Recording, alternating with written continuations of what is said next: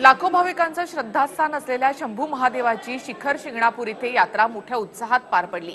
हे देवस्थान राजे छत्रपती शिवाजी महाराज यांच्यासह महाराष्ट्राचं कुलदैवत म्हणून ओळखलं जातं।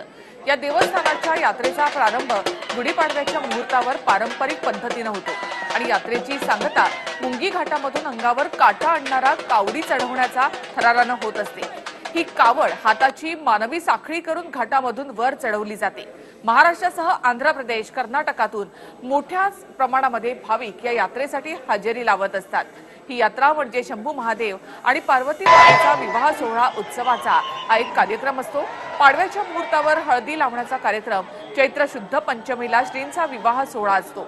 एकादशी आणि बारस हे यात्रेचे मुख्य दिवस असतात।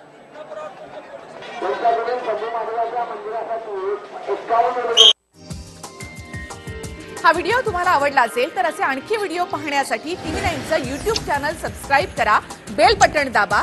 ताज्या घडामोडींसाठी लॉग ऑन करा tv9marathi.com।